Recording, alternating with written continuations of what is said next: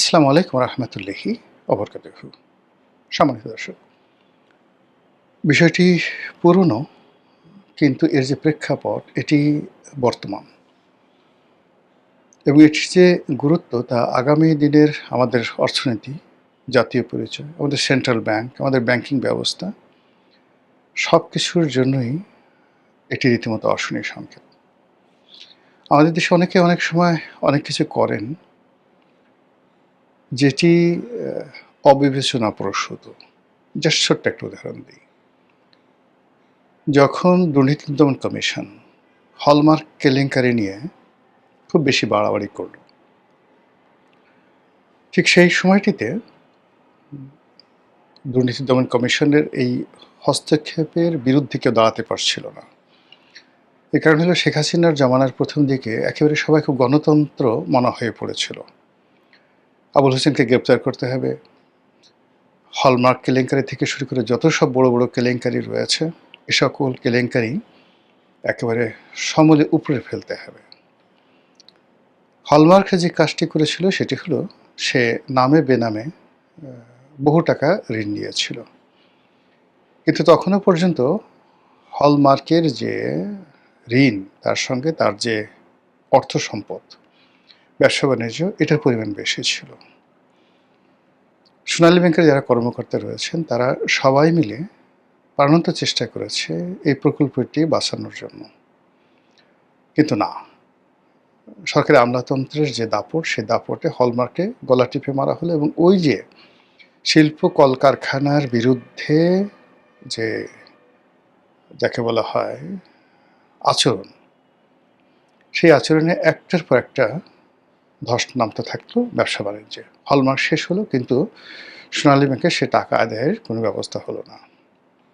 কিন্তু যখন এই হলমার্কের এই ঘটনাটা ঘটলো, তারপরে বেসিক ব্যাংক কিন্তু আব্দুল হাই আরও মারাত্মক অন্যায় করলো, কিন্তু আব্দুল হাইয়ের একটা পশমকেও কিন্তু স্পর্শ করতে পারল না। ৩,০০০ কোটি টাকা হলমার্ক নিয়েছিল, আর জনতা ব্যাংক থেকে তখন অ্যানন ট্যাক্স ছিল ৩,০০০ কোটি টাকা। তো সেই অ্যানন ট্যাক্স এবং হলমার্ককে লাইমলাইটে আনার জন্য বা অন্যান্য ঘটনাগুলো সামনে আনার জন্য সব মিলিয়ে বাংলাদেশে এত তোলপাড় হলো, সেই এক তোলপাড়ে এস আলম গ্রুপ থেকে শুরু করে অন্যান্য যারা আছে ব্যাকসিমকো, সবাই মিলে প্রায় ২ লক্ষ কোটি টাকা ব্যাংক থেকে বের করে নিয়ে গেল। পুরো ব্যবসা বাণিজ্য শেষ। তো এই যে আমাদের আমলাতন্ত্র, আমাদের থানা পুলিশ প্রশাসনের যে অনিয়মতান্ত্রিক আচার আচরণ, চালচলন, এটা আসলে আমাদের ভবিষ্যৎকে সংকটের মধ্যে ফেলে। ভূমিকাটা আনলাম এই কারণে যে সাম্প্রতিক সময় আপনারা যারা লক্ষ্য করেছেন যে সিআইডি একটি চার্জশিট অনুমোদন করেছে।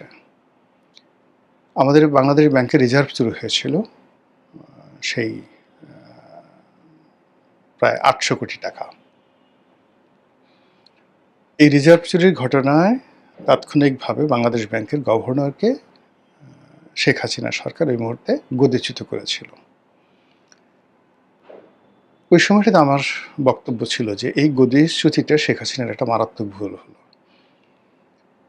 এখন ইদানিংকালে যে জিনিসটা দেখা যাচ্ছে যে সেটা হলো,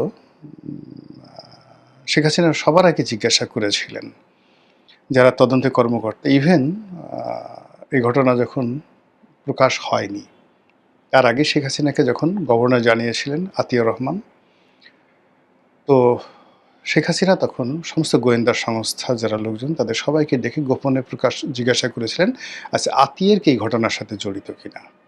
সবাই এক বাক্যে বলেছে যে না, উনি জড়িত না, পুরো সিস্টেমের মধ্যে একটা করাপশন ঢুকে পড়েছে, যেটি এখন মোটামুটি ইন্টারনেটে ওই ঘটনার সাথে যারা সম্পৃক্ত সবাই নানা রকম পডকাস্টে বক্তব্য দিয়েছেন। তো এটা শেখ হাসিনা নিজে জানার পরেও, বিশ্বাস করার পরেও গভর্নর আতিয়ার রহমানকে তিনি অ্যাভেল করেননি, বা জনরোষের ভয় বা ওই মুহূর্তে সরকারের যে সাধু সাজার যে চেষ্টা, সব মিলিয়ে সরকার হয়তো নিজে ভড়কে গিয়েছিল এবং আতিউর রহমান সাহেবকে ব্যাংক থেকে চাকরিচ্যুত করা হলো। যা হোক, ঘটনা পরিক্রমায় এই যে টাকা রিজার্ভ চুরি, তারপরে এর সাথে যে বিভিন্ন ঘটনা, সেই ঘটনায় এখনো পর্যন্ত যতটুকু সফলতা, সেই সফলতাটুকু আসছে কিন্তু সেই রাখাল বালক আতিউর রহমানের উদ্যোগে। তিনি চাকরি হারানোর আগেই কিন্তু এই ঘটনাগুলো তিনি করে ফেলেছিলেন। ফার্স্টে হলো তিনি আমেরিকা থেকে একটি মামলা করার সিদ্ধান্ত নিয়েছিলেন। যে মামলা এই দীর্ঘ শুনানির পরে এখন সেই মামলা গ্রহণ করা যায়। আমেরিকার আদালত সেটা মানে কগনিজেন্সে নিয়েছে। দ্বিতীয়ত তিনি সেই হ্যাকারদের কাছ থেকে ব্যাংকক এবং ফিলিপাইন্সে যে অর্থগুলো ছিল, যেগুলো তখনও ট্রান্সফার হয়, সেই অর্থগুলো ফেরত আনতে পেরেছিলেন। তৃতীয়ত এই ঘটনার সাথে যে জড়িত সেটা হলো ফিলিপাইন্সের রিজার্ভ ব্যাংক। ফিলিপাইন্সের রিজার্ভ ব্যাংকের যে সংশ্লিষ্ট কর্মকর্তা, তার বিরুদ্ধে সেই ফিলিপাইন সরকার যে ব্যবস্থা নিয়েছে, ব্যবস্থা নেওয়ার পর সেই ব্যাংকের বিরুদ্ধে, অর্থাৎ মূলত সেই ব্যাংকের বিরুদ্ধে মার্কিন ফেডারেল কোর্টে মামলা করা থেকে শুরু করে আরও যা কিছু করা দরকার সব কিন্তু সেই গভর্নর আতিউর রহমান সাহেব করেছেন। তো সেখানে বেশিরভাগ টাকা ফেরত এসেছে, বাকি টাকা ফেরত আসবে এবং রিজার্ভ ব্যাংক সেটা দেবে। এখন বাংলাদেশ ব্যাংকের পক্ষ থেকে বা বাংলাদেশ এর পক্ষ থেকে আমেরিকাতে যে যুক্তি এবং তথ্য উপস্থাপন করা হবে বা করতে হবে, সেটি হলো এই ঘটনার পেছনে রিজার্ভ ব্যাংক জড়িত, এই ঘটনার পেছনে হ্যাকাররা জড়িত এবং হ্যাকারদের সাথে কেউ কেউ বাংলাদেশে জড়িত। এই তথ্যপত্রগুলো তাকে দিতে হবে এবং সেই তথ্য এবং উপাত্তর সঙ্গে যদি সিআইডির যে চার্জশিট, সেই চার্জশিটের অমিল থাকে কিংবা পরস্পর বিরোধী হয়, তাহলে এটা নিয়ে বাংলাদেশে মামলা চলবে। এই সিআইডির মামলায় যারা আসামি তাদের সবাইকে আপনি ফাঁসিতে চড়াতে পারবেন, কিন্তু আন্তর্জাতিক অঙ্গনে বাংলাদেশের যে ভাবমূর্তি, বাংলাদেশ ব্যাংকের যে ভাবমূর্তি, এটি মারাত্মকভাবে ক্ষুণ্ণ হবে। আমি এখন পর্যন্ত জানি না যে এই চার্জশিটে ইন ডিটেলস কী আছে, যেহেতু এটা অনুমোদিত হয়েছে, এটা এখনও সাবমিট করা হয়নি, হয়তো সাবমিট করা হবে। আমাদের দেশে যা হয়, যখন একটা চার্জশিট হয়, এসপি পর্যায়ের যারা লোকজন আছেন তারা জেলা পর্যায়ে এটি অনুমোদন দেন। এখন এখানে কারা অনুমোদন দিচ্ছেন, কোন পর্যায়ে দিচ্ছেন, এটিকে সিআইডির যিনি প্রধান, এটি একজন এডিশনাল আইজি, তিনি দিচ্ছেন কিনা আমি বলতে পারবো না। এই মামলায় যারা গুরুত্বপূর্ণ আসামি কজন গ্রেপ্তারকৃত অবস্থায় আছেন তাও আমি জানি না। তবে সেই যে এই মামলার প্রধানতম গুরুত্বপূর্ণ আসামি রাখাল বালক ডক্টর আতিউর রহমান, তিনি দেশের বাইরে আছেন। ফলে আওয়ামী লীগের অন্যান্য যারা লোকজন রয়েছেন তাদের মতো তিনিও এখন সেই একটা রাজনৈতিক যে প্রোপাগান্ডা, সেই প্রোপাগান্ডার সুযোগ তিনি নেবেন। ২ নম্বর হলো যে আইনগতভাবে আমেরিকাতে যে মামলা চলছে, সেই মামলায় ডক্টর আতিউর এবং তার যারা লোকজন আছেন তারা যেভাবে স্বপ্রণোদিত হয়ে সরকারকে, রাষ্ট্রকে সহযোগিতা করতেন, এখন সেই ঢাকাতে যদি তাদের বিরুদ্ধে মামলা হয়, তারা আসামি থেকে যান এখানে চার্জশিটে, তাহলে মার্কিন ফেডারেল কোর্টে আতিউর রহমান যাবেনও না, আর তার টুটিও খুঁজে পাওয়া যাবে না। বাংলাদেশে যখন সিআইডির মামলা হবে, তাকে ইন্টারন্যাশনাল যে পুলিশ, ইন্টারপোল, সেই ইন্টারপোলের মাধ্যমে তাকে রেড অ্যালার্ট জারি করা হবে এবং তিনি প্রাণান্ত চেষ্টা করবেন সেখান থেকে পালিয়ে থাকার জন্য অথবা কোনো একটা দেশে রাজনৈতিক আশ্রয় নেওয়ার জন্য। তো সেটা তিনি তার মতো করবেন, কিন্তু আমাদের যে অর্থনীতি, আমাদের যে ব্যাংক, এগুলোর কি হবে? ডক্টর আতিউর আমাদের বাংলাদেশের অর্থনীতিতে বেশ পরিচিত একজন মানুষ, স্বনামধন্য অর্থনীতিবিদ।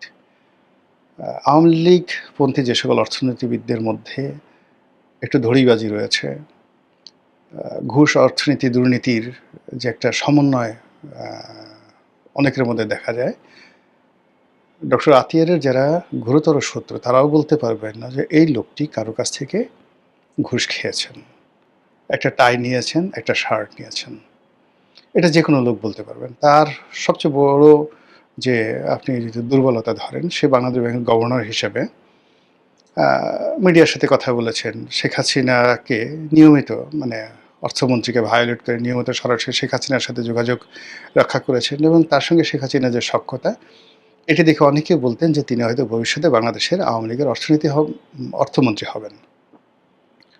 তো এছাড়া অন্য কোনো মানে যে দুর্নীতি, অনিয়ম এগুলোর যে অভিযোগ সেটি তার বিরুদ্ধে কেউ বলতে পারবে না। প্রান্তিক একটি জনগোষ্ঠী থেকে উঠে আসা, দরিদ্র একটি পরিবার থেকে উঠে আসা ডক্টর আতিউর কখনো নিজেকে অভিজাত দাবি করেননি। তার যে গায়ের রং, তার যে ফিগার, তার যে ক্যারিয়ার, তিনি ইজিলি নিজেকে রায় বাহাদুর, খান বাহাদুর বলতে পারতেন। কিন্তু তিনি বলেছেন কি করে শৈশবে অত্যন্ত কষ্ট করে রাখাল বালকের মতো দায়িত্ব পালন করেছেন। অর্থাৎ পরিবারের যে আমাদের তার যে শুরুটা, জন্মের যে শুরুটা, সেটা ৫০-এর দশকের শেষ সময়। তখন আবহমান বাংলাতে প্রায় সব পরিবারই ছিল দরিদ্র। এই পরিবারের ছেলেদেরকে স্কুলে যাওয়ার আগে গরু বাছুর লালন পালন করতে হতো। তারপরে ক্ষেতের ফসলে যে কাজকর্ম সেই কাজগুলো করতে হতো। যাদের বাড়িতে ৪-৫টি দুধেল গাভী ছিল তাদের দুধ দোহাতে হতো এবং এগুলো বিক্রি করতে হতো এবং সেই কাজগুলো ডক্টর আতিয়ার করেছেন। সেই কষ্ট করে ধীরে ধীরে ঢাকায় এসেছেন, ঢাকা বিশ্ববিদ্যালয়ে পড়েছেন, ঢাকা বিশ্ববিদ্যালয়ের অধ্যাপক হয়েছেন, অর্থনীতিবিদ হয়েছেন, গভর্নর হয়েছেন। তো এই যে সফলতার যে একটা ধারাবাহিকতা, সেই ধারাবাহিকতাটা তিনি গর্ব ভরে সবার কাছে বলতেন। এজন্য তাকে অনেকে রাখাল বালক হিসেবে কেউ ঠাট্টা করতেন। এমনকি তার পরিবারের স্ত্রী সন্তানরা বলতেন যে কী দরকার এই সমস্ত কথাবার্তা বলার। কিন্তু তিনি এই কথাগুলো বলতেন এবং এটাকে ধারণ করতেন। এবং সম্ভবত বাংলাদেশের ইতিহাসে একমাত্র এই রাখাল বালক একমাত্র ব্যক্তি যিনি পরপর কয়েকটি ধাপ অতিক্রম করেছেন। প্রান্তিক জনগোষ্ঠী থেকে সমাজে একেবারে অভিজাত পর্যায়ে পৌঁছে গিয়েছেন। সাধারণ দরিদ্র থেকে ঢাকা বিশ্ববিদ্যালয়ের শিক্ষক, ঢাকা বিশ্ববিদ্যালয়ের শিক্ষক থেকে বাংলাদেশ ব্যাংকের গভর্নর হয়েছেন। কিন্তু দুর্নীতি যাকে স্পর্শ করেনি, তারপর অজাতশত্রু, কারোর সাথে তার শত্রুতা, মারামারি, হানাহানি, এই সমস্ত পলিটিক্যাল যে কেওয়াস, এগুলোর মধ্যে তিনি ছিলেন না। এবং তিনি যতদিন পর্যন্ত বাংলাদেশ ব্যাংকের গভর্নর ছিলেন ততদিন পর্যন্ত এস আলম, সালমান, বেক্সিমকো এই জিনিসগুলো আসলে এত অসহনীয় পর্যায়ে যায়নি। ২০১২ সন পর্যন্ত এতটা অসহনীয় পর্যায়ে যায়নি। যেই মুহূর্তে তাকে গদিচ্যুত করা হলো, অমনি বাংলাদেশ ব্যাংকের সেই একজন ডেপুটি গভর্নর, হিন্দু এক ভদ্রলোক ছিলেন, এস.কে. সুর, তার নেতৃত্বে যে একটা যাকে বলা হয় অর্থ দানব গোষ্ঠী তৈরি হয়ে গেল। তার পরবর্তীতে যে সকল গভর্নররা আসছেন তারা সেই অর্থ দানবদের হুকুম তামিল করেছেন মাত্র। তাদের কথা মতো তাদের বাসায় গিয়ে, তাদের বাড়িতে গিয়ে, এমনকি তাদের বেডরুমে গিয়ে বিভিন্ন ব্যাংকের যারা ম্যানেজিং ডিরেক্টর বা সিইও রয়েছে তাদেরকে সেখানে যেতে বাধ্য করতেন, সেই বড় বড় ব্যবসায়ীদের বেডরুমে। এই ছিল এদের অবস্থা। বিভিন্ন কমার্শিয়াল ব্যাংকের, বিশেষ করে সরকারি যে সমস্ত পাবলিক ব্যাংকের চেয়ারম্যানরা ছিলেন, দুর্নীতির পাহাড় গড়ে তুলেছেন। একটা মানে এই যে শুধুমাত্র একজন চেয়ারম্যান হবেন বা একটা ব্যাংকের একজন ডিরেক্টর হবেন আওয়ামী লীগ জমানাতে, এই ডিরেক্টররা শত শত কোটি টাকা চুরিচামারি করেছে। তো সেখানে বাংলাদেশ ব্যাংকের একজন গভর্নরের বিরুদ্ধে ব্যক্তিগত যেখানে ৳১ দুর্নীতির অভিযোগ নাই, সেখানে তিনি হ্যাকারদের সাথে মিলিত হয়ে বাংলাদেশ ব্যাংক থেকে ৮০০ কোটি টাকা পাচার করেছেন। এই অমানবিক এবং নির্দয় যে অভিযোগ, সেই অভিযোগ আমরা করতে পারি রাজনীতির প্রতিহিংসার কারণে, দায় এড়ানোর জন্য, কিন্তু এটি আলটিমেটলি শেষ পর্যায়ে আইনের ভিত্তিতে কতটা প্রমাণিত হবে সেটি পরের ব্যাপার। কিন্তু এরকম একটা চার্জশিট বা এরকম একটি বিষয়, এটি যে পুরো বাংলাদেশ ব্যাংকের ক্রেডিবিলিটি, আমাদের অর্থনৈতিক ভবিষ্যৎ এবং বিশেষ করে এই যে টাকা ৮০০ কোটি টাকার একটা বিরাট অংশ তিনি ফেরত এনেছেন, আর বাকি অংশ চূড়ান্তভাবে ফেরত আসার পথে রয়েছে। এবং এটি যে বাংলাদেশ ব্যাংকের কোনো ত্রুটি ছিল না, বাংলাদেশের কোনো ত্রুটি ছিল না, এই পুরো জিনিসটাই হ্যাকাররা করেছে এবং তার সাথে সাথে আন্তর্জাতিক চক্র জড়িত। এই আন্তর্জাতিক চক্রকে আমরা বাংলাদেশের সবাই মিলে ১০০০টা রায় দিলেও কিছু করতে পারবো না, কিন্তু মার্কিন ফেডারেল কোর্টের যদি একটা সাধারণ রায় এসে যায় এদের বিরুদ্ধে, সঙ্গে সঙ্গে এর সাথে সম্পৃক্ত যে সকল ব্যাংক বিমা রয়েছে সবাই বাংলাদেশকে জিহুজুর জিহুজুর করবে। আমরা এই যে একজন রাখাল বালককে বা আওয়ামী লীগের যে সমস্ত কর্মকর্তা আওয়ামী লীগপন্থী ছিলেন তাদেরকে ফাঁসানোর জন্য এই মুহূর্তে সারা বাংলাদেশে যে তোড়জোড় চলছে, যেখানে ছাত্রলীগ আছে, যেখানে যুবলীগ আছে, যেখানে আওয়ামী লীগ আছে, হোক সে ডাক্তার, ইঞ্জিনিয়ার, বিজ্ঞানী, ডাজ নট ম্যাটার। সবাইকে তুরাগে ফেলতে হবে। এই তুরাগে ফেলার সংস্কৃতি থেকে যদি অন্তত এই আর্থিক সেক্টরটাকে আলাদা রাখা না যায়, এর মতো সেন্সিটিভ কোনো জায়গা নেই, তাহলে আমরা আগামী দিনগুলোতে যে বিপর্যয়ের মধ্যে পড়ব বলে আশঙ্কা করছি, সেই বিপর্যয়কে আরও অনেক অনেক বহুগুণে বাড়িয়ে দেবে। মহান আল্লাহ আমাদের সবাইকে হেদায়েত দান করুন, হেফাজত করুন। আসসালামু আলাইকুম রহমতুল্লাহি ওয়া বারাকাতুহু।